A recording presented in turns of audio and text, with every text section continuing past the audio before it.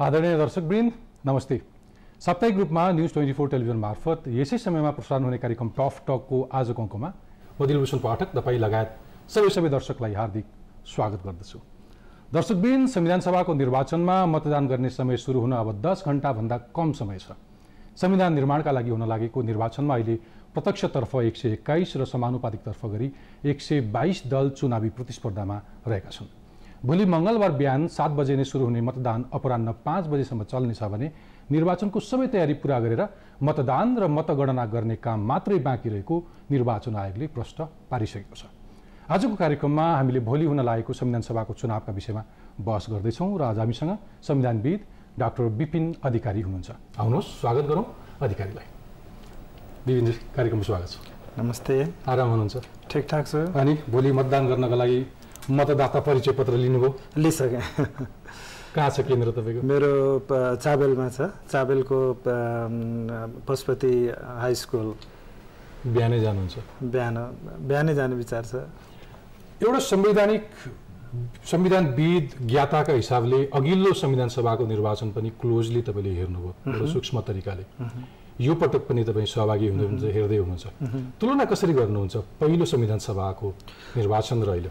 पहिले र अहिलेको मूल फरक के हो भने पहिले अलिकति अनिश्चितता धेरै थियो, एउटा आतंकको वातावरण पनि थियो हैन। बजारमा हतियारहरू बढी थिए, मान्छेहरू चिनिएका थिएनन् हैन, सलबलिएर हिँडेको देखिन्थ्यो। त्यो राम्रो नराम्रो ठाउँको ठाउँ केही पनि थाहा थिएन। परिवर्तनहरू झ्याम भइरहेको थियो, पछाडि को छ थाहा थिएन। अहिले अब मलाई लाग्छ जनताले धेरै कुरो देख्न पाए, बुझ्न पाए। यो 6 वर्षको जुन असफलता छ त्यो एउटा जनताको लागि एउटा ठुलो लेसन, एउटा पाठका रूपमा उनीहरूले सिकेको होला, बुझेको होला। जति मैले जाने त्यति अरूले पनि जानेको होला भन्ने मेरो सोचाइ हो। तर त्रास त छ होइन? होइन, त्रास छ। त्रास नभएको होइन, मैले तुलना गर्दा तुलनात्मक रूपमा कम छ भनेको हो। अझ भनौँ चुनाव बहिष्कार गर्ने दलहरूको जुन भनाइ छ नि, त्यसले बढी असर गरेको छ कि राज्यले भन्ने गरेको अज्ञात समूहहरूको यो बम बारुदले बढी असर गरेको छ? होइन, एउटा कुरा त के हो भने मान्छेलाई आशंका छ, किनभने घटनाहरू भइरहेका छन्। अब जुन आँखाले देखिएको छ, टिभीमा देखिएको छ, त्यसलाई मान्छेले असत्य त भन्दैन। त्यसले निश्चित रूपमा के हो भने हतोत्साह गरेको होला कतिपय मान्छेलाई। तर मलाई लाग्छ सरकारका तर्फबाट सरकारले भरमग्दुर कोसिस गरेको छ। यो एउटा मेसेज दिएको छ कि सुरक्षा छ र त्यो सुरक्षामा भोट दिनलाई जान सकिन्छ। कम्तीमा 7 बजेदेखि 5 बजेसम्म दिउँसोको अवस्था, ग्रुपमा जाऊ, हुल बाँधेर जाऊ, गरेर जाऊ, सुरक्षित भएर जाऊ, तर भोट देऊ। म पनि त्यही भन्छु। भोलिको मतदानपछि आउने जुन परिणाम छ नि, त्यो परिणामलाई म स्वीकार गर्दिनँ। यो करिब पूर्व राजा ज्ञानेन्द्रले गरेको नगरपालिकाको निर्वाचन जस्तै हो भनेर भन्न सक्ने हिम्मत कसैले गर्न सक्छ? होइन, मलाई लाग्छ यस्तो हो। एउटा कुरो त तपाईँ एउटा अन्तर्राष्ट्रिय स्ट्यान्डर्डको कुरा गर्नुभयो भने यति % टर्नआउट भएन भने यो चाहिँ अवैध हुन्छ, निर्वाचनको रिजल्टको चाहिँ कुनै अर्थ हुँदैन भन्ने त्यस्तो प्रचलन छैन। हामी कहाँ संवैधानिक व्यवस्था त्यस्तो केही पनि छैन। हामी कहाँ पनि छैन, बाहिर पनि छैन। मलाई लाग्छ निर्वाचनको धेरै ठुलो लामो इतिहास छ। तर आजसम्म के हो भने र धेरै खास गरी हामी विकासोन्मुख देशहरूमा त निर्वाचनको टर्नआउट राम्रै हुन्छ। हेर्नुहोस्, 50, 60, 65, 70 भनेको त एकदमै राम्रो हो। युरोपसँग, अमेरिकासँग तुलना गर्नुभयो भने त्यो त उनीहरूका लागि एकदम ठुलो प्राप्ति हुन्छ, ठुलो एचिभमेन्ट हुन्छ। त्यस हुनाले मलाई लाग्छ अहिले पनि धेरै एउटा फ्याक्टरहरू छन्। तर पनि एउटा भोलि पनि यो मिडियाले जसरी सहयोग गरेको छ, जसरी इन्करेज गरेको छ र सरकारले जसरी एउटा सुरक्षाको अनुभूति दिने प्रयास गरेको छ, त्यो सहज बनाउनुपर्छ र भोट हाल्नुपर्छ। किनभने हाम्रो परिस्थिति के छ भने यो निर्वाचन भएन भने सम्भवतः अर्को निर्वाचन फेरि कहिले हुन्छ थाहा हुँदैन। यद्यपि बहिष्कार गर्ने दलहरू चाहिँ सकेसम्म कम मतदान होस् भन्ने प्रयास त जारी छ। होइन, यस्तो छ, मलाई लाग्छ एउटा बहिष्कार जसले गर्दैछ उसलाई पनि अनुभूति हुनुपर्दछ कि यो बन्दुकको बलमा त बहिष्कार हुँदैन। बहिष्कार भनेको मनबाट हुनु पर्यो। मान्छे लालायित छन्, भोट हाल्न तयार छन्। मान्छे यो देशको जुन अस्थिरता देखेर आम मान्छे चाहिँ द्रवित भइसकेको छ। ऊ त परिवर्तन चाहन्छ र तपाईँको के हो भने परिवर्तनको प्रतीक भनेको त आखिर भोटर नै हो। अब भोटरले भोट हाल्न जान्छु भन्दा त्यसलाई त्यसलाई चाहिँ एउटा के भने आततायी जस्तो तपाईँ औँला देखाउनुहुन्छ, थर्काउनुहुन्छ, पेट्रोल बम फाल्नुहुन्छ। यसले के देखिन्छ भनेदेखि तपाईँ डिस्क्रेडिटेड एलिमेन्ट हो, तपाईँ क्रेडिट एउटा चरित्र छ र साँच्चीकै म भोट हाल्नलाई चाहिँ मसँग राजनीतिक एजेन्डा छ भन्ने लाग्दछ भने प्रष्टसँग भन्नुपर्छ कि यो निर्वाचनलाई म सहयोग गर्छु। एउटा म्यान्डेट लिएर आएको नयाँ संसद आओस्, नयाँ सरकार आओस्, त्योसँग हाम्रो राउन्ड टेबल गर्ने मागहरू छ। हाम्रा चाहिँ यो के भनेदेखि एजेन्डामा यस्ता तमाम आइटमहरू छन् जुन अझसम्म यो लास्ट चाहिँ तपाईँको संविधान सभा असफल भएदेखि आजसम्म जुन एउटा अवैधानिक रूपमा चलेको सरकार, अवैधानिक रूपमा चलेको पद्धति र बाधा अड्काउका नाउँमा फुकाइएका र चाहिँ गरिएका मिसचिफहरू सबैको हिसाब किताब हामी टेबलमा ल्याउँछौँ। तर एउटा यस्तो सरकारसँग जोसँग जनताका हकमा वार्ता गर्ने अथोरिटी छ, हैन? अथोरिटी र पावरमा फरक छ। हेर्नुहोस्, पावर भनेको चाहिँ तपाईँ जसले पनि देखाउँछ, जस्तो अहिले देखाइँदैछ उद्दण्डता। तपाईँ अथोरिटी भनेको के हो भने त्यस्तो किसिमको शक्ति, पावर जसको एउटा वैधता चाहिँ स्वीकार्य छ। तपाईँ त्यो म्यान्डेट लिएर आएको सरकारसँग वार्ता गर्छु भन्ने, म त राउन्ड टेबलको कुरो नि अहिले जस्तो आएको छ, यो राउन्ड टेबलको कुरो त हुनुपर्छ भनेर मैले पनि सुरुदेखि भने हो। किनभने संविधान सभाको जुन एउटा आधारभूत तपाईँको कन्सेप्ट थियो, जसका आधारमा ठुला ठुला सपना बेचेर संविधान सभा बनाइएको थियो, त्यो असफल भएको थियो। असफलताको लागि प्रधानमन्त्रीले माफी मागेनन्, हैन? असफलताका लागि न त पार्टीहरूले माफी मागे। आज भोट हुँदैछ, के परिवर्तन भयो, के को एजेन्डा कसरी रिभाइज भयो, कुन आधारमा भयो, अहिले र हिजोमा के परिस्थिति फरक छ भनेर कसैले भन्न सकेको छैन। जनता बिचारा भोट जान दिन तयार, भोट दिनलाई तयार छ। अब भोटको समस्या के हो भने तपाईँ एउटा भोटको चारित्रिक स्वरूप हुन्छ। अमेरिकी राष्ट्रपति थिए रुजवेल्ट, उनले भन्दथे तपाईँको के भनेदेखि यो भोट भनेको चाहिँ त्यो गोली हालेको राइफल जस्तै हो। तपाईँ चरित्र र अनुशासन भएको मान्छेको हातमा गयो भने बन्दुक रक्षक हुन्छ, हो कि होइन? अलिकति गलत मान्छेमा गयो भने त्यही बन्दुक भक्षक हुन्छ। त्यो बन्दुकको पीडा त हामीले यत्रो देखेर आइसकेको छ, खास गरी साना हतियारको त झन् धेरै देखेर आएको छ। भनेपछि अब यो भोटरले आफ्नो पहिचान गर्दैछ, सिकेको छ, भोट हाल्न जान चाहन्छ। अब यस्तो परिस्थितिमा हामी के भन्दैछौँ भनेदेखि होइन, हाम्रो एजेन्डा छ। एजेन्डा छैन भनेर कसले भनेको छ? एजेन्डा तमाम छ, तर एउटा म्यान्डेट भएको सरकार आओस्, म्यान्डेट भएको चाहिँ एउटा संसद आओस्, त्यसपछि ती कुराहरू टेबल टक गर्न सकिन्छन्। तर यो प्रक्रियालाई भाड्नु भएन र आम जनतालाई त के भन्नुपर्छ भने विरोधीले पनि ठिकै छ, म चाहिँ मजाले बुट कस्दै गर्छु, बेल्ट कस्दै गर्छु, तिमी वैधता लिएर आऊ, हामी कुरा गरौँला, हैन? त त्यो चाहिँ एउटा स्टेटम्यानली हुने थियो। हामी त के भन्दैछौँ भने यो यस्तो सरकार जो एउटा अवैधताको धरातलमा उभिएको छ, उसँग हामी वार्ता गर्छौँ भने के वार्ता गर्ने? सर्वोच्च अदालत छोडेर प्रधानमन्त्री भएर देश चलाउन आउनुभएको प्रधान न्यायाधीश हुनुहुन्छ, हैन? शक्तिको मापदण्ड के हो, अब कुन रूपमा त्यसको प्रयोग गर्ने भन्ने बारेमा कुनै संविधानको चाहिँ एउटा डिरेक्सन नभएको राष्ट्रपतिले संरक्षण दिनुभएको छ संविधानलाई। बाधा अड्काउ हिटलरले पनि फुकाउँथे, बुझ्नु? हिटलरले तपाईँ वाइमरको संविधान, जुन वाइमर कन्स्टिट्युसन भनिन्छ नि जर्मनीको, त्यो संसारको एउटा अद्वितीय संविधान थियो, हैन? विश्वयुद्ध सकिएपछि जर्मनीले धेरै राम्रो संविधान बनायो। तर त्यो पहिलो विश्वयुद्धको कुरा गरेको 10-12 वर्ष राम्रै पनि चल्यो। त्यसपछि त्यही संविधान अन्तर्गत जितेर चान्सलर हुन पुगे एडल्फ हिटलर। हिटलरले 10-12 वर्षमा त्यो संविधानको यति चाहिँ तपाईँको बिजोग देखाइदिए। बिजोग किन देखायो भने अब शत्रुहरू चारैतिर छन्, मित्र बनाउने शक्ति छैन, त्यसले के गर्छ त पहिले संविधानलाई गोली ठोक्छ नि। हिटलरले पनि त्यही गरे। त्यही प्रक्रियाबाट हुँदै त्यो वाइमर संविधान कहिले त्यो मृत घोषित भयो त्यो पनि इतिहासमा लेखिएको छैन। हेर्नुहोस् त, मैले भन्न खोजेको के हो भने राम्रो एउटा अब हिटलरसँग वार्ता गरेर तपाईले कस्तो किसिमको शान्ति गर्नु होला? तपाईँ शान्ति साँच्चीकै चाहनुहुन्छ, शान्तिका प्रयासहरू गर्न चाहनुहुन्छ भने म्यान्डेट लिएर आउन दिनुहोस् न। एउटा सरकार आउँदैछ, यो सरकार बिदा हुँदैछ। यस्तो सरकार जसले चाहिँ समाधान गर्न सक्दैन उसँग वार्ता गरेर के गर्ने? अनि सडकमा हिँडेका यो 4 पार्टीसँग वार्ता गर्ने? उनीहरूको हैसियत पनि त प्रमाणित हुन दिनुहोस्। एउटा यत्रो अपर्च्युनिटी आइरहेछ, मान्छेलाई त हाम्रो भोटरलाई इन्करेज गर्नुपर्ने होइन। बिल्कुल, यो मुलुकलाई धेरै अनिश्चितताको बन्दी बनाएर राख्न सकिँदैन। तपाईँको कुरालाई मेरा मतदाता दर्शकहरूले यो कुरा मनन गरून् र योग्य उम्मेदवारलाई छानुन्, अत्याधिक मत खसोस् भोलिको मतदानमा। मलाई एउटा कुरा भनिदिनुहोस् विपिनजी, तपाईँबाट जानौँ कि भोलि मतदान भएपछि अनि मतगणना गर्लान्, त्यसपछि चाहिँ के देख्नु भएको छ, के गर्छन् सभासदहरूले? होइन, अब मतगणना यसो अब मतगणना भएपछि त अब डिक्लेयर हुन्छ नि त, तपाईँको परिणाम जुन घोषणा गर्दछ निर्वाचन आयोगले, के अरे निर्वाचन अधिकृतहरूले, त्यो अब परिणामहरूको आधारमा अनि के हो भने एउटा सबैको स्थिति चाहिँ क्लियर हुन्छ।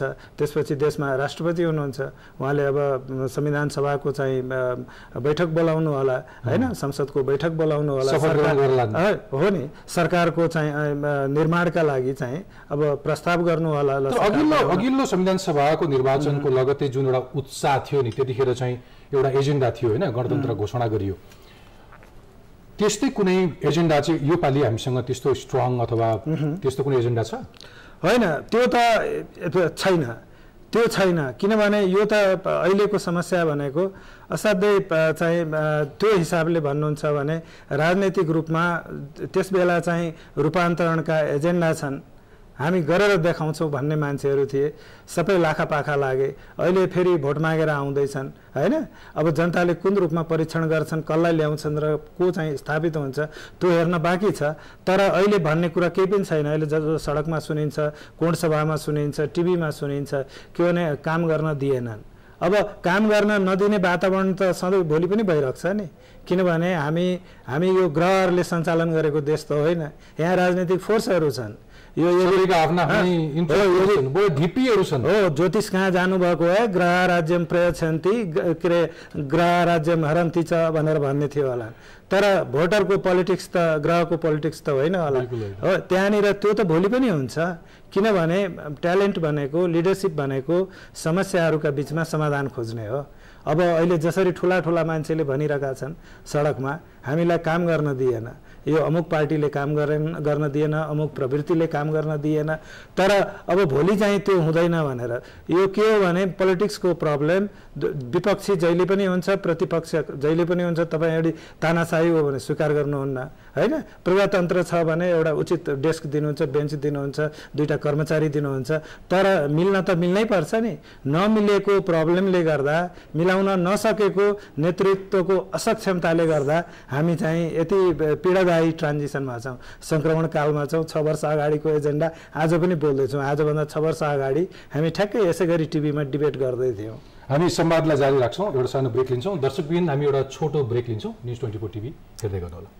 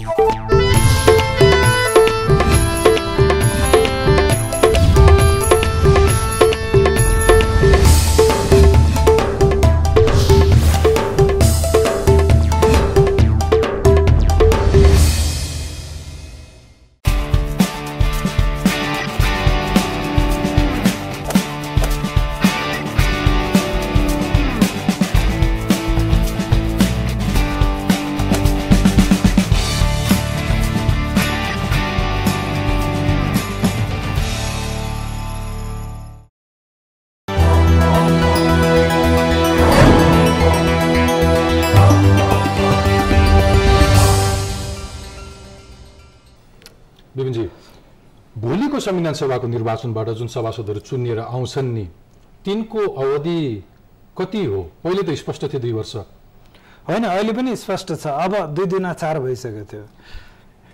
त्यो के हो भने संविधानको 12औं संशोधनले जुन अब अहिले के गरियो भने त्यसलाई 4 वर्ष 12औं संशोधन हुन्जेलसम्म 4 वर्ष पुगिसकेको थियो र अहिले जुन राष्ट्रपतिको बाधा अड्काउ आदेश आयो त्यसले चाहिँ अब संविधान निर्माणका लागि भनेर कुनै स्पेशल समय छुट्याएको छैन। त्यसको अर्थ के हो भने हामी अब जस्तो पार्टीहरूले जस्तो नेकपा के अरे माओवादीले भनेको छ कि 1 वर्षभित्र संविधान बनाउने, अब बन्यो भने बाँकी 3 वर्ष के गर्ने भन्ने कुरो चाहिँ सायद नयाँ संविधानले टुङ्गो लाउला। तर अब 4 वर्षसम्म संविधान बनाउने समय चाहिँ छ। त्यो असाध्यै फ्लेक्जिबल व्यवस्था देखिन्छ, त्यसको बारेमा त्यति सोचिएन। हुनसक्छ त्यो भन्छ नि हाम्रो उखान छ नि के अरे अगुल्टोले हानेको कुकुर बिजुली चम्किँदा तर्सिन्छ भनेर, त्यो 2 वर्षको जुन पहिलेको अवस्था थियो त्यसले गर्दाखेरि अब त्यसलाई नघटाउँ भन्ने लागेको हुनसक्छ। त्यस्तो मलाई त यस्तो लागिरहेको छ कि अघिल्लो पटक पनि उनीहरूले आफैले सल्लाह गरेर समय बढाए, योपालि पनि समय बढाउँदा के बित्छ र नजिर बनेकै होइन, यसपालि इग्नोर गरेको हो, त्यसलाई छुँदै छोएनन्, त्यसलाई बडो भद्रताका साथ त्यो विषय उठाइएन र अब सायद राष्ट्रपतिले भन्न सक्नुहुन्थ्यो किनभने उहाँको आदेश थियो कि यो विषयमा पनि त केही गर्नु पर्ला भनेर, भन्न चाहनु भएन। अब त्यो अब नयाँ संविधान आयो भने त्यो संविधानले चाहिँ निश्चित गर्नेछ उहाँहरूको कार्यावधि कति हुनेछ भनेर, होइन भने 4 वर्ष त अब संविधानले भनेकै छ नि 1264ले। तपाईको विचार पढ्न पाइयो, तपाईले कहीँ यो विचार राख्नु भएको थियो कि यो पालि संविधान सभामा आउने सभासदहरू बिल्कुल नयाँ हुन्छन्, तिनको पनि आफ्नो अधिकार हुन्छ भनेपछि तिनले पनि नयाँ राष्ट्रपति अनि उपराष्ट्रपति चयन गर्छन्। अब म्यान्डेट भनेको त जहिले पनि फ्रेस नै हुन्छ। मलाई लाग्छ अब हामीले सैद्धान्तिक तवरमा यो भन्न त मिल्दैन नि कि संविधान सभाको चुनाव हुन्छ, त्यो संविधान सभाले सरकार बनाउँछ, प्रधानमन्त्री मन्त्री सबै बन्दछन् हैन, के अरे समितिहरूको सभापतिहरू आउलान्, ऊ आउलान्, सबै होला, तर राष्ट्रपति र उपराष्ट्रपति चाहिँ पुरानै रहलान् भन्नुभयो भने त्यो पब्लिक म्यान्डेटको कसरी कदर होला। अनि यसै पनि संविधानले चाहिँ के भन्दाखेरि त्यो विषयमा अब के उल्लेख गरेको छ भने अर्को संविधान नआउन्जेलसम्म राष्ट्रपति कायम रहने भनेर। तर त्यो कुन बेलाको व्यवस्था हो भने संविधान सभाले निर्वाचन भएपछि संविधान बनाउनेछ, बिदा हुनेछ, नयाँ संविधान लागू हुनेछ। हामी त अब संविधान सभा पार्ट 2 मा गइसक्यौँ होइन। अब पार्ट 2 मा गएको परिस्थितिमा पार्ट 2 त हरेक कुरोको हुन्छ नि, म्यान्डेट जहिले पनि नयाँ हुन्छ। मलाई लाग्छ प्राविधिक व्याख्या गर्नु हुँदैन संविधानको, प्राविधिक रूपमा गर्नुपर्ने अवस्थाहरू पनि होलान्, तर यो त राजनीतिक रूपमा के हो भने सर्वोच्च अदालतले संविधान बनाउने तिम्रो हैसियत समाप्त भइसक्यो, किनभने तिमी 4 वर्ष हुन लागिसक्यो र यो नयाँ म्यान्डेट ल्याऊ भनेर चुनावमा पठाएको हो नि त। र यो अवस्थामा हामीले यो भन्न त मिलेन म्यान्डेट चाहिँ 601 जनालाई चाहिने, त्यसमध्येको 2 जनालाई चाहिँ नचाहिने भनेर त हुँदैन हैन। र फेरि यसै पनि संविधान सभाको तपाईँ जो उम्मेदवारहरू हुन्छन् उम्मेदवारहरूको पनि त अधिकार छ नि हैन। राष्ट्रपति त उनीहरूले बनाउने हो, उनीहरू नयाँ आइसकेका छन् भने राष्ट्रपति स्वतः नयाँ हुनु पर्यो, उपराष्ट्रपति पनि नयाँ हुनु पर्यो। त्यो चाहिँ पोलिटिकल म्यान्डेटको कुरा भयो। मलाई लाग्छ त्यो संविधान सम्मत व्याख्या पनि त्यही नै हो। त्यो होइन भनिदिने बित्तिकै यसको त अर्थ के हो भने अरूहरूका लागि चाहिँ यो टर्म संविधान सभाको चाहिँ सकिने, राष्ट्रपति र उपराष्ट्रपतिको नसकिने हो। संविधानको लिटरल व्याख्या शाब्दिक व्याख्या गर्दा त्यस्तै अर्थ लाग्छ भन्यो भने त्यति हदसम्म शाब्दिकमा जानु पर्दैन। बुझाइ के छ अहिलेका राष्ट्रपति उपराष्ट्रपति होइन, मैले भेटेको छैन, धेरै भइसक्यो, मलाई थाहा छैन। तर मेरो विचारमा के हो भनेदेखि यो कतिपय मान्छेको सोचाइ के छ भने राष्ट्रपति त नयाँ संविधान आएपछि बिदा हुने हो भनेर। तर अब संविधान सभा नयाँ भइसकेपछि त्यो संविधान सभाले पुरानो संविधान सभालाई चाहिँ प्रिइम्प्ट गर्छ कि त्यो त कानुनको एउटा सिद्धान्त हो। तपाईँ के हो भनेदेखि अब नयाँ म्यान्डेट चाहिँ जुन एउटा स्वीकार गर्नुभयो तपाईँले, त्यो स्वीकार गर्ने बित्तिकै त्यो पदाधिकारीहरू सबैको हकमा त्यो लागू हुन्छ।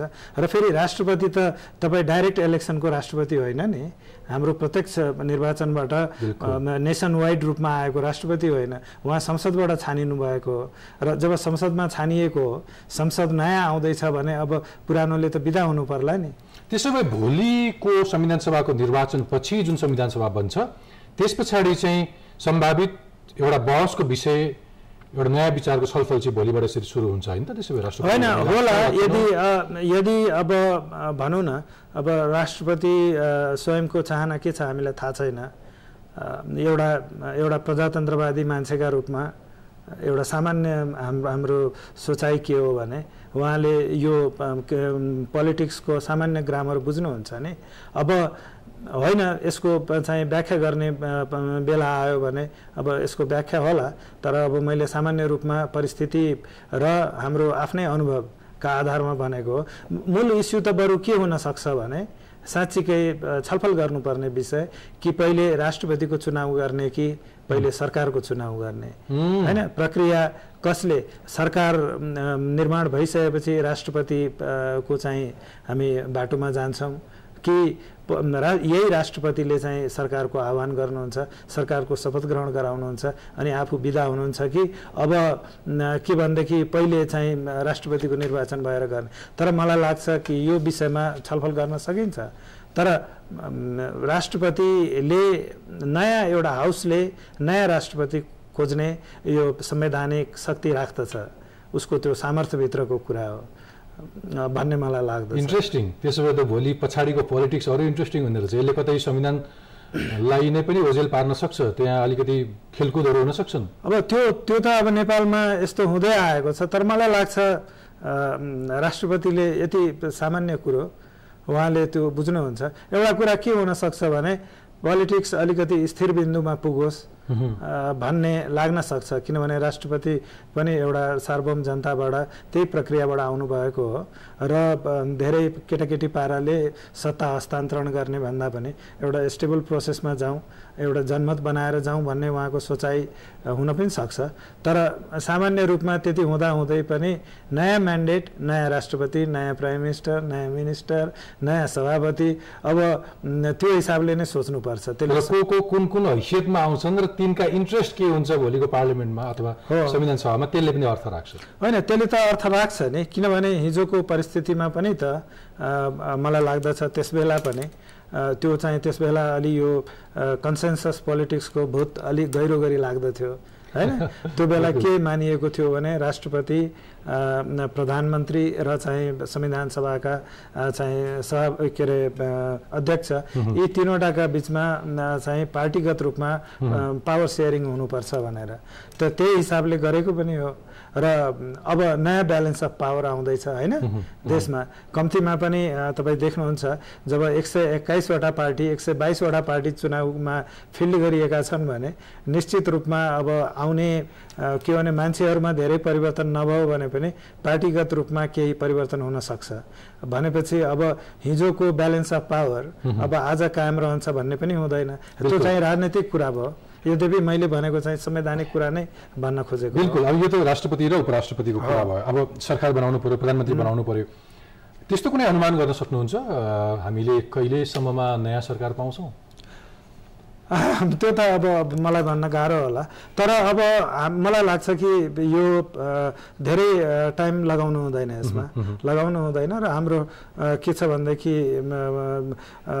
1 महिनाभित्रमा यो सबै सम्पन्न गर्न सकिन्छ हैन। पहिले पनि त त्यसै गरी गरेको हो, त पहिलेको अवस्था अलिक गाह्रो थियो, अहिले त्यति गाह्रो नहोला। फेरि अलि बढी बहुप्रतीक्षा गरे हो हामीले अलिकति निर्वाचित सरकारको। एउटा कुरा नि यो फेरि ठुला राजनीतिक दलहरूको कुरा सुन्दाखेरि चाहिँ वैधजी निर्वाचनमा नआए पनि भोलिको संविधान सभामा ल्याउन सकिन्छ भन्ने केही कुराहरू हो। यस्तो धेरै मान्छेले भनिरहेछन्, जस्तो एउटा पासो के फ्याँकिएको छ भने कि यो मनोनित गर्ने जुन एउटा सभासदहरूको सङ्ख्या छ 26 जना, त्यसमा चाहिँ यदि एउटा चाहिँ सबै पार्टीहरूका बिचमा या चाहिँ भनौँ कम्तीमा पनि अहिले चाहिँ नेकपा माओवादी र बाँकी एउटा ठुला पार्टीहरूका बिचमा एउटा कम्प्रोमाइज हुन्छ भने त्यो पनि एउटा बाटो छ उनीहरूलाई एसिमुलेट गर्ने, समावेश गर्ने यो प्रक्रियामा भन्ने सुनिन्छ। तर मलाई लाग्छ त्यो एउटा फेरि यसो हामी यत्रो संविधान जो बनाउने संविधानवादको कुरा गर्दैछौँ, सँगसँगै के पनि भन्दै गर्दैछौँ, कानुनको शासनको कुरा गर्दैछौँ। अनि यो मर्यादाका कुराहरूलाई यदि यसरी खल्तीमा राख्ने हो भने यो संविधान किन बनाउने, सिधा संसदको निर्वाचन गरे भइहाल्यो। मलाई लाग्छ यो बाटो नहिँड्दा राम्रो हुन्छ जनताको हकमा। ए हो, आम मान्छेले फेरि भन्छन् नि वैद्य समूहलाई बाहिर राख्नु र संविधान बनाउनु। यसो हो नि, अब राजनीति गरेको हो भने भित्र र बाहिर भन्दा पनि पोलिटिकल एजेन्डामा जानुपर्छ हैन, परिवर्तनमुखी एजेन्डामा जानु पर्यो। प्रोसेसको कुरामा चाहिँ यो धेरै कुराहरू थाती राखिन्छ हैन। अब होइन राखिन्छ। एउटा कुरा के बुझ्नुहोस् भने त्यो 26 जना त के हो भने जुन इलेक्टोरल पोलिटिक्सबाट जस्ता मान्छे आउन सक्दैनन्, विद्वान छन्, एकदम विशिष्ट छन्, एकदमै नाउँ कमाएका मान्छे छन्, भाषाविद होलान्, कानुनविद होलान्, तपाईँ डक्टर होलान्, इन्जिनियर होलान्, जो चाहिँ देश बनाउनलाई चाहिन्छ। एउटा हामी जुन एउटा प्रतिनिधित्व प्रणालीको कुरा गर्दैछौँ, प्रतिनिधित्वको कुरो भोट के भने चुनाव लडेर आउने मात्र जनताको प्रतिनिधि हुँदैन हैन। हामी कहाँ ट्रेड युनियनहरू छन्, टिचरहरूका एसोसिएसन छन्, इन्जिनियरहरूको छ, डक्टरहरूको छ, जर्नलिस्टहरूको छ। ती मान्छेले पनि त देश बनाउने काममा प्रेजेन्स चाहिन्छ नि। अनि हाम्रो संविधानले भन्दछ केही यस्ता जातिहरू पनि छन्, जो जनजातिहरू छन्, जो चाहिँ चुनावको प्रक्रियामा अवरुद्ध होलान्, पालो नपाउलान्, उनीहरूको पनि भिजिबिलिटी होस् संविधान निर्माणमा। अब त्यो ल्याउने भनेर प्रष्ट रूपमा एउटा सिद्धान्त तय गरिएको छ, जो मलाई लाग्छ राम्रो सिद्धान्त पनि हो।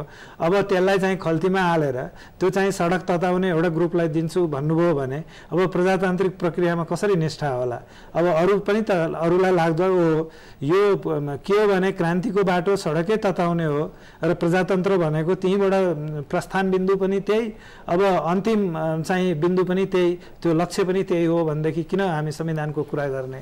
त्यसो हुनाले मलाई लाग्छ यो बाटो भन्दा पनि के सोच्नु पर्यो भने संविधान सभा जनप्रतिनिधिहरूको एउटा थलो हो, तर संविधान सभाभन्दा मुनि या संविधान सभाभन्दा प्यारेलल संविधान सभालाई सहयोग गर्न विभिन्न किसिमका स्ट्रक्चरहरू बनाउन सकिन्छ। संविधान अन्तर्गत, कानुन अन्तर्गत त्यो स्ट्रक्चरहरू खालि कुरो के आयो भने यस्तो स्ट्रक्चर संरचना हुनु पर्यो जहाँ त्यो एउटा प्रक्रियामा जान चाहने वैद्य ग्रुप या भन्नुहोस् नेकपा माओवादीका लागि पनि ठाउँ बनाउन यदि कोसिस गरिन्छ भने बनाउन सकिने ठाउँहरू छन्।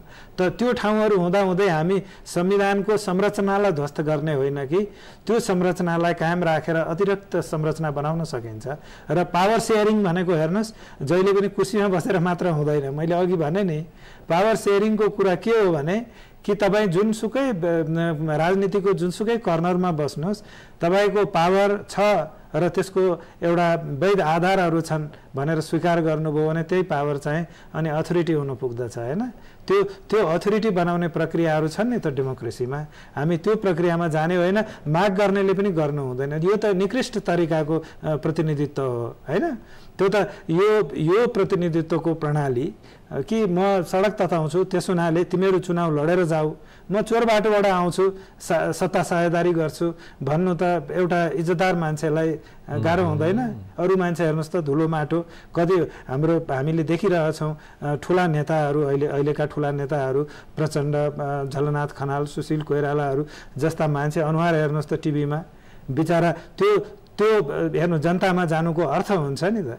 अनि त्यो बाटो मलाई चाहिँ त्यो रिक्वायरमेन्ट हटाइदेऊ, म सीमित पुग्दछु सफा सुग्घर भएर कोटाइ लाएर भन्नुभयो भने त्यो त अलिकति सुहाउँदैन नि त। यो सोसल मिडियाहरूमा अलिकति यो ठट्टा गरेर बडो सेटारिकल तरिकाले शब्दहरू प्रयोग गर्छन्, मिलाएर गरौँ न मिलाएर गरौँ न, यो जे पनि मिलाएर गर्दा भइहाल्छ, मिलाएर आम मानसिकता हामीले जे गर्दा पनि हुन्छ। किनभने त्यस्तो भयो हाम्रो चाहिँ के हो भने मान्छे किन भनिरहेछन् भने अहिले जस्तो यो 26 जना मनोनित गर्ने किन सबै माओवादीलाई नलाने भन्ने यो किन भनिएको छ भने हामीले त्यस्तो गरेर देखायौँ, त्यो कीर्तिमान स्थापित भयो नि त। तपाईँ 47 सालको संविधानलाई विदा गर्दा हैन, यो संविधान हुँदाहुँदै जसरी चाहिँ नागरिकता ऐन चाहिँ नयाँ ल्याइयो, जुन रूपमा चाहिँ तपाईँ के हो भने एउटा पार्लियामेन्ट्री प्रोसेसलाई स्वीकार नगरिकन राजतन्त्र उन्मूलन गरियो, जुन रूपमा तपाईँ यो हुन्छ नि सामान्य एउटा रुल अफ लका कुराहरू।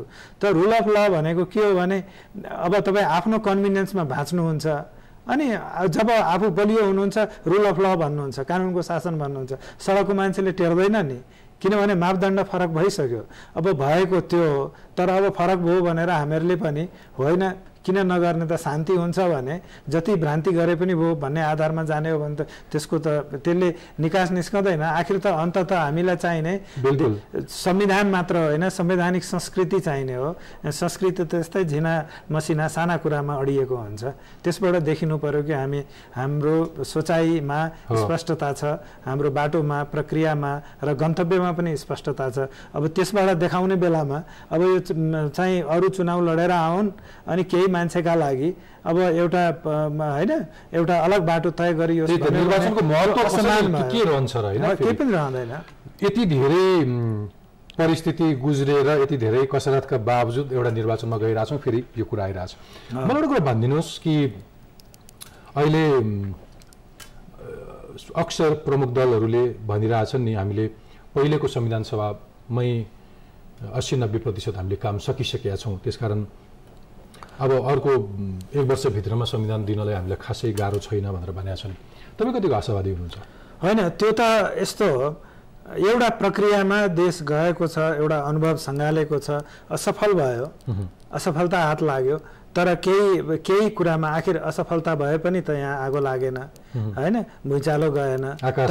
तपाईँ मान्छे एउटा प्रक्रियाका रूपमा मान्छेले के हो भने असफल हुन्छ भने खपेका छन्, तर के हो भने भविष्य हेरिरहेका छन्, त्यो कुरो अलग हो। त हिजो कुनै कुरामा यत्रो एक्सर्साइज भएको छ, त्यसलाई अब के हो भने भिरबाट फालेर हामी नयाँ हिसाबले सोचौँ भनेर भन्नुभयो भने आफ्नो जुन मेहनत थियो हैन त्यसबाट फाइदा पाउनु भएन। त जुन कुरा अब यी कुराहरू के हो भने यदि चाहिँ धेरै कुराहरू मिलेका थिए, त्यो मिलेको कुरोबाट नयाँ प्रक्रिया यदि प्रस्थान बिन्दु त्यसरी बनाइन्छ भने निश्चित रूपमा हामीले के मान्नु पर्यो भने काम गर्न सजिलो होला। तर त्यो पनि इकोनोमिक्समा भन्छ नि other things remaining the same हैन। तपाईँ के हो भने सप्लाई धेरै भयो भने चाहिँ डिमान्ड कम हुन्छ, अनि त्यसपछि के हो भने सप्लाई घटाइदियो भने डिमान्ड हाई हुन्छ। Other things remaining the same. त त्यो के हो भने अब हाम्रो टेम्प्लेटमा चेन्ज आयो भने नि हामी त के भन्दैछौँ भने ठिकै छ, यो ठुला पार्टी भनेको यो 3-4वटा 5वटा हुन् अनि अरू साना पार्टीहरू हुन्, मोटामोटी रूपमा राजनैतिक शक्ति यी एक ठाउँमा भयो भने यिनीहरूले प्रयोग गर्न सक्छन् भन्ने आधारमा हामी यो कुरा गर्दैछौँ कि 80% काम भएको छ, 81बाट सुरु गरौँ भनेर। तर यदि त्यो टेम्प्लेट चेन्ज भयो भने भन्नुभयो। अब अहिले जुन लार्जेस्ट पार्टी छ नेकपा के अरे माओवादी तपाईँको एकीकृत, अब उसको हैसियत लार्जेस्ट पार्टीबाट अन्यमा गयो, या काङ्ग्रेसको परिस्थिति चेन्ज भयो, एमालेको चेन्ज भयो, मधेसवादीको चेन्ज भयो भने निश्चित रूपमा अब नयाँ पार्टीहरू त्यो एउटा प्रतिस्पर्धामा आए भने उसले कहाँ मान्दछ र? तपाईँले हिजो डोको भिर्नुभयो, खुर्पा भिर्नुभयो हिजोको म्यान्डेट अन्तर्गत। आज त हामी नयाँ म्यान्डेट लिएर मान्छे नै पनि फरक हुन्छन्, अनुहारै फरक हुन सक्छ, उसको विचारै फरक हुन सक्छ, विचार फरक, प्रतिनिधित्व गर्ने वर्ग फरक हुन सक्छ। एकदमै हुन सक्छ। र उसले सामान्य कुरा के हो भने मैले भोटरलाई जुन आश्वासन दिएर आएको छु त्यो आश्वासनका आधारमा जुन भोटमा आएको छु, अब त्यसलाई लागू गर्ने बेलामा म त्यो तपाईँको 80%को डोको म किन भिरौँ? तपाईँ भिर्नुहोस्। अब भिर्नु हामी चाहिँ अब नयाँ हिसाबले सोध्दछौँ, किनभने हामीलाई भोट दिने मान्छेहरू प्रति हामी चाहिँ अबिडेन्ट हुनु पर्यो, लोयल हुनु पर्यो। आखिर त डेमोक्रेसी भनेको त्यही हो। भनेपछि जस्तो अहिले भनौँ हामी देखिरहेछौँ कि अब जनजातिहरू धेरै रुष्ट भएर मूल पार्टीहरू छोडेर ठुला नेताहरू चाहिँ भोट माग्न के अरे अहिले उम्मेदवार भएर उठेका छन्, सङ्घीय समाजवादी पार्टी बनेका छन्, दर्जनौँ नयाँ पार्टीहरू आएका छन्। अब यो परिस्थितिमा तपाईँ त्यही कारणले थ्रेसहोल्ड राखिएन। अब तपाईँ भोट लिएर आएको छ, त्यस्तै अहिले तपाईँ कुरा गर्दाखेरि हामी जो देखिरहेको छौँ कि राप्रपा नेपालको पनि चाहिँ उसले आफ्नो परिस्थिति हिजोभन्दा चेन्ज भइसकेको छ। आज खुला समाजमा भोट मागेर हिँडेको छ, दाबी गर्दैछ हामी ठुलो पार्टीका रूपमा एमर्ज गर्छौँ भने अब उसले तपाईँले बोकेको उसको के हो भने सुरुदेखिकै मान्यतामा उसलाई विश्वास छैन। हिजोदेखि नै भनिरहेछ राजतन्त्र पुनर्स्थापना गर्छु, हामी चाहिँ के अरे सेकुलरिजममा हामीलाई अप्ठ्यारो छैन, तर हामी हिन्दू धर्मलाई डिमोरलाइज गरेर त्यो सेकुलरिजममा जाँदैनौँ। भाषण दिइरहेछन्, हामीले त सडकको कुरा सुनेको हो। अब उसले जितेर आयो भने तपाईँ हिजोको 80% त मान्दैन। त्यस हुनाले म भन्छु कि सामान्य रूपमा यदि शक्तिमा, सत्तामा, त्यसको प्रकृतिमा परिवर्तन आउँदैन र हाम्रा नेताहरू यिनै हुन् भनेदेखि निश्चित रूपमा यो अनावश्यक रूपमा रिइन्भेन्ट गर्नुको अर्थ हुँदैन हैन। त्यसलाई स्वीकार गरिदिनुहोस् हैन स्वीकार गरिसकेपछि काम गर्नलाई के हुन्छ भने नयाँ एउटा बाँकी रहेको प्रोसेसमा चाँडोभन्दा चाँडो एउटा निर्णय गर्नलाई सकिन्छ होइन तर अब त्यसमा प्रश्न उठ्यो भने त तपाईले आफ्टर अल त्यसलाई त डिस्कस गर्नै पर्छ हामी जारी राख्छौँ तर म के भन्छु भने त्यो गर्नका लागि पनि अब हिजोको प्रक्रियाहरू जो थिए ती प्रक्रिया लामो प्रक्रियाबाट जानुभन्दा अब चाहिँ अलिकति एक्सपर्टिजमा आधारित भएर अलिकति विज्ञहरूको समेत प्रयोग गरेर प्रक्रिया छुट्याएर जाँदाखेरि एउटा जनताको नयाँ एउटा जुन सार्वभौम आवाज छ त्यसको पनि सम्मान र हिजोका आधारमा यदि विज्ञहरूले विकल्प दिन्छन् भने त्यसलाई पनि स्वीकार गर्ने गरी छलफलको प्राविधिक पक्षलाई चाहिँ छुट्याउन सकिन्छ हामी जारी राख्छौँ मैले ब्रेकको सङ्केत पाएको छु दर्शकबिन टफ टक जारी रहन्छ हामी छोटो ब्रेकपछि फिर्ता हुन्छौँ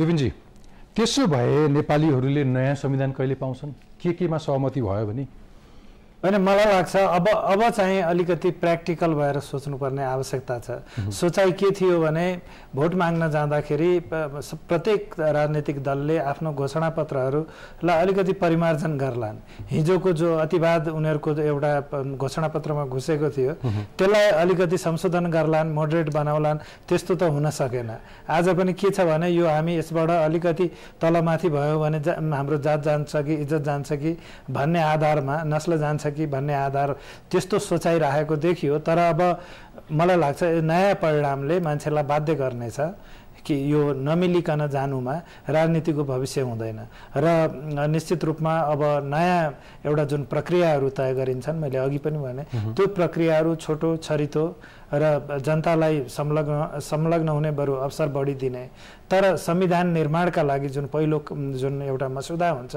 त्यो निर्माणका लागि चाहिँ पर्याप्त रूपमा छोटो तर एक्सपर्टले काम गर्ने एउटा त्यो प्रविधिमा गयो भने 1 वर्षभित्रमा आउन पनि सक्छ कुरा समयको त हुँदै होइन कुरा के हो भने हामीमा प्रजातान्त्रिक एउटा जुन एउटा दृष्टिकोण स्थापित गर्ने शक्ति छ कि छैन हैन प्रजातान्त्रिक भन्नाले जसमा हरेकले आफ्नो ठाउँ पाउँछ सबैका विचार समेटिन्छन् अब एकपक्षीय रूपमा अगाडि लान्छु होइन भने बन्न दिन्न भन्यो भने अब चाहिँ त्यस्तो नहोला कि तर त्यस्तो आशय छैन हैन जुन रूपमा घर दैलोमा भोट माग्न आए नेताहरू अथवा दलहरू तिनको भनाइ त के थियो भने मलाई बहुमत दियो भने मात्रै संविधान आउँछ यो मुलुकमा नभए त संविधान आउँदैन जसरी नै बोले हैन हो बोलेको देखिन्छ अब एउटा के छ भने हाम्रो एउटा नेपाली कल्चर तपाईँ माग्न आउनुभयो भने धेरै चाहिँ के भनेदेखि इफ एन्ड बट गर्दैनौँ नि हामी माग्नेलाई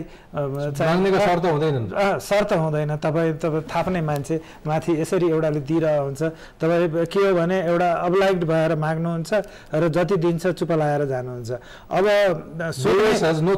यदि हाम्रो अमेरिका र युरोप जस्तो यदि सोध्ने प्रणाली हामी कहाँ भएको भए त माग्न जाने हिम्मतै हुने थिएन त त्यसैले त भोट हाल्दाखेरि अलिकति जुन परिवर्तनको अपेक्षा गरेको छ चाहिँ भोटरले त्यो परिवर्तनको प्रतीक भएर भोट माग्नुपर्छ कस्तो इन्ट्रेस्टिङ कुरा गर्नुभयो तपाईले कि हामी अझै पनि केही भन्न सकेनौ हैन उनले नै बरु शर्त राख्दै भन्दै हामीसँग भोट माग्न आए तर हामीले शर्त राख्न सकेनौ तिमीलाई किन भोट दिनु पर्छ हैन त्यो सकेन किनभने हैन त्यो त हुँदै भएन मिडियामा त भएन अब हामी घर दैलोको के कुरा गर्ने घर दैलो भनेको अलि हाम्रो नेपालीहरू भनेको सामान्य रूपमा अलि डिसेन्सी भएको एउटा समुदाय हो के जहाँ अतिथिलाई अलिकति इज्जतै गरे पानी खाना दिए खाना लगाइदिए अबिर यात्रा गरिदिए अबिर लगाइदिए आगो मान्छेले निराश बनाएन निराश कसैले पनि बनाएन र फेरि के छ भने गोप्य मतदान त्यसैले त गोप्य मतदान हो नि हैन तपाई के छ भने मान्छेलाई जेसुकै भन्नुस् जेसुकै गर्नुस्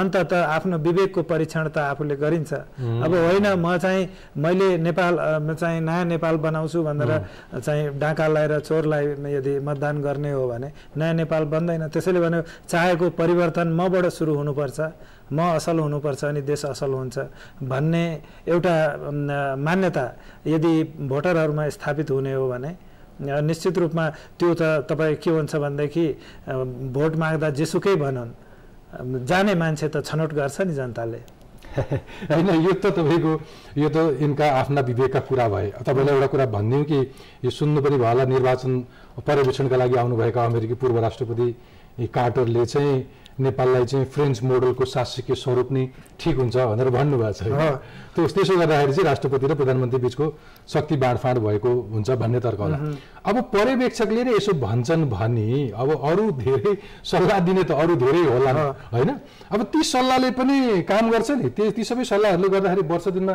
संविधान आउने सम्भावना देख्नुहुन्छ तपाई हैन अब यस्तो छ भन्नेले भन्छन् अब विदेशीहरुको आफ्नो सोचाइ हुन्छ फेरि मलाई लाग्छ कार्टरले यसो भनेर मान्छे प्रभावित हुने भन्ने छैन यहाँ हेर्नुस् अब एउटा त पाको मान्छे उमेर पुगिसकेको दोस्रो उहाँको सदाशयता हामीले बुझ्दछौं तर भाषा बुझ्दैनौं हेर्नुस् यो फेरि यति जटिलता छ यहाँनिर र फेरि अहिले के हो भने जेसुकै आधारमा गए पनि अबको परिस्थिति के छ भने यो बल्ल बल्ल 6 वर्ष लगाएर चुनाव हुँदैछ अब संविधान चाहिँ चाँडो आउन सकेन भने अनि हाम्रो यो प्रजातान्त्रिक संरचनाहरू टिकाइ राख्नलाई अलिकति गाह्रो हुने परिस्थितिमा जान सक्छ र मलाई लाग्छ त्यसका लागि पनि संविधान चाँडो आउनु जरुरी छ र चाँडो आउनु भनेको कम्प्रोमाइजमा जाने हो अब जनताको पनि भूमिका हुन सक्छ क्लोजिङ मेरो समय सिद्धिसक्यो तर जाँदै तपाईबाट सोधौं कि भोलि आम मतदाताले मतदान हालिसकेपछि आफ्नो कर्तव्य सकिन्छ कि संविधान निर्माणमा फेरि पनि उनको अहम भूमिका हुन्छ केही काम गरिरहनु पर्छ हैन अब जनताको त हेर्नुस् यो भूमिका सधैं हुन्छ भोट हालेर सार्वभौम सत्ताको प्रयोग एक पटक हुने हो पटक पटक त हुँदैन अब इंग्लिशमा भनिन्छ तपाई के भन्ने eternal vigilance is the price of liberty तपाई लगातार चनाखो हुनु पर्दछ र यदि आफ्नो स्वतन्त्रताको मूल्य चाहिँ साच्चै चाहिँ त्यसको कदर गर्ने हो भने सरकारलाई त जहिले पनि अवलोकन गरिराख्नु पर्छ त्यसलाई चाहिँ एउटा परीक्षण गरिराख्नु पर्छ कमेन्ट गरिराख्नु पर्छ उलाई चाहिँ औँला देखाइराख्नु पर्छ र सजाय दिनलाई तत्पर हुनु पर्छ अनि पो त राम्रो काम हुन्छ बिल्कुल विपिनजी तपाईको समय र विचारका लागि धेरै धन्यवाद दर्शकबिन आजको कार्यक्रमबाट हामीले बिदा लिने बेला भएको छ आजका मेरा अतिथि संविधानविद डाक्टर विपिन अधिकारी र तपाईहरु सबैलाई धेरै धेरै धन्यवाद टफ टकका विषयमा तपाईको कुनै सल्लाह सुझाव वा टिप्पणी भए हामीलाई पत्राचार गर्नुहोला हाम्रो इमेल ठेगाना toftalk@news24nepal.tv तपाई यो कार्यक्रम युट्युबमा पनि हेर्न सक्नुहुन्छ र Facebook page tough talk with Dilbhushan Pathak र ट्विटरमा पनि आफ्नो प्रतिक्रिया पोस्ट गर्न सक्नुहुन्छ अर्को हप्ता अर्को नयाँ विषय लिएर आउनेछु आजको अङ्कबाट बिदा दिनुहोस् नमस्ते